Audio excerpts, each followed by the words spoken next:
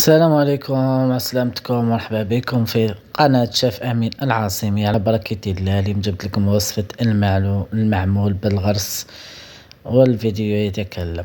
على بركة الله واش نستحاجو في هاد الوصفة وطريقة التحضير.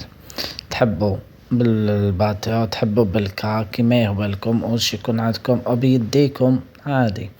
عندنا 125 غرام تاع مارغرين، عندنا 125 غرام تاع سكر ناعم، عندنا 4 كاس تاع زيت صونغو كما راكم هنا تشوفوا.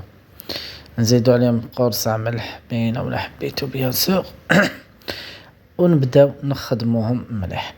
هنا بعد ما تخدموا شوية واش نزيد هنايا؟ نزيد حبة تاع ولاد الدجاج، نزيدو الفوليوم لا فيتاس بلوتو اسمحولي تاع البيتخا ديالنا والغرس ديالي بيان سور. انا نعجنو مليح ما نفوروش، نعجنو مليح بالمزهر والمارغرين ولا الزبده، ونديرو شويه زيت وشويه جلجلان وشويه حرور ولا عندكم ولا ما عندكمش ما فيها بس، وشويه ماء الزهر.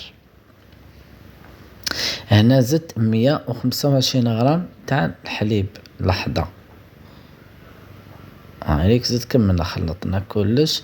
هنا واش درت 5 غرامات تاع لا ليفور شيميك اللي هي خميرة كيميائية، ونقولوا 2 كيسان ونص تاع الفرينة حتى تنطم لكم، حتى نطموها كيما راكم تشوفوا. ما عليكم ديرونا شويه بارطاج، شويه تدعيم، طلعونا بلي كومونتير. نسأل الله التوفيق ومنكم التدعيم. اللي راهم جدد موش نقولهم مرحبا بكم. ديروا ابوني وضغطوا على الجرس وانفيتيو حبابكم وناسكم.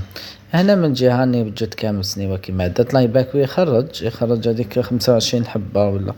تحكموا العجن انتم ولا توزنوا 20 والغرس 10. انا ندير عيني ميزاني على حسب المول اللي عندكم. ولكن المول ديالكم عندكم هذا ولا عندكم تاع الحطب تاع السوريين ولا كيما هو لكم ديروا. درجة الحرارة 170، يطيب مدة 20 دقيقة حتى 25 دقيقة. وكل واحد ولا وحدة فيكم تعرف الفرن تاعها. نرشقهم بحبيبة تاع القرنفل وإليكم النتيجة. كي يخرجوا نديرو لهم شوية سكر قلاص، جو ما شاء الله والله غير بنان تاع قهوة حليب. سيرتو اللي يحبوا الغرس. ما بقى لي غنقول لكم الحمد لله اللي راكم بخير. نتلاقاو في فيديو آخر إن شاء الله. نسأل الله التوفيق منكم.